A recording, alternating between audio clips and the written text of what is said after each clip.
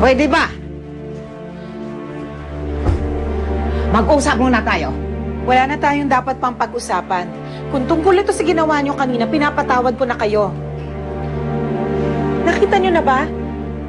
Ngayon nakikita niyo na kung bakit ayaw kong mapunta si Narda sa babaeng yon? Mapanganib siya. Masama siya. Pinagtangkaan na niya akong patayin. Alam mo ba kung para sa ng mga manikan to, Tanda?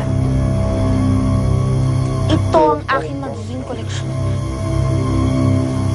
Dito ko ikukulong ang bawat batang kaluluwa na makuha. Elena, apo ko. Naririnig mo ba ako? Paglabanan mo ang demonyo na sa katawan mo. Lumabang ka.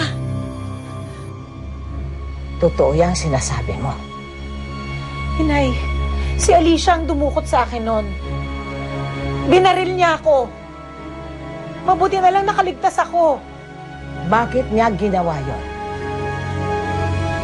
Dahil sinabi ko sa kanya patay na ang anak niya. Bakit mo ito ginagawa? Elena, lumabang ka! Sa tingin mo, kapag bumalik na ako mo sa katawan niya, matapos sa mga kalupitan pinagagawa mo sa kanya, isa ang hangal.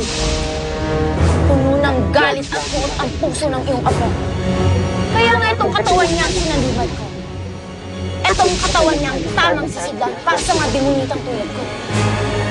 Para may pagpatuloy ko ang aking gawain, aking nasimulan. Anong gawain? Sino ka ba talaga? Dahil mahal ko si Narda, Inay. Wala na akong ginusto noon pa kung hindi ako magkaroon ng anak. At ngayon nandiyan na yung pagkakataon. Bakit kailangan ipagkait niyo yun sa akin?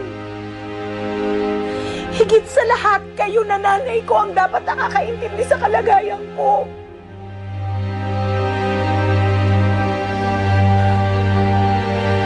Consuelo, may mali eh. May mali.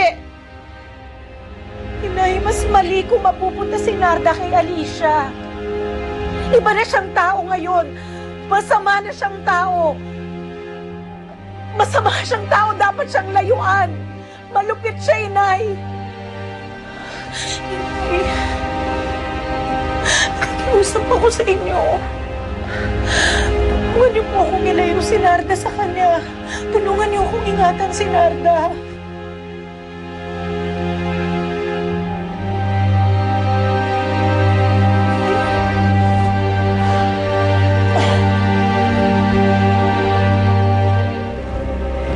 Salamat. Salamat.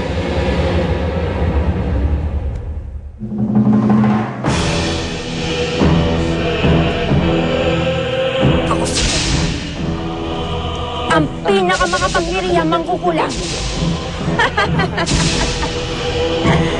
Noon, mga inosenteng bata na ang binibiktima ko. Sila ay inaalay ko sa aking Panginoon upang pagkalooban ako ng karagdagang kapangyarihan.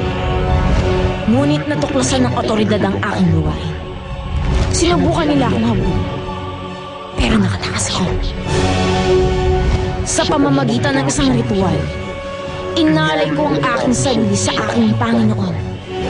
Pero ginantimpalaan niya ako. Ako'y kanyang ginawang alagad na kaparis ng kanyang anyo upang sumapi sa mga bata. At sa bawat inosenteng bata na sinasapian ko, kapangyarihan ko'y lalong tumitindi, lumalakas. At ngayong mas makapangyarihan na, kaya ko nang kunin ang kaluluwa ng mga inosenteng bata upang sa tamang panahon, ialay ko sila ng sabay-sabay sa aking Panginoon. Kapalit ang kapangyarihang walang kapantay.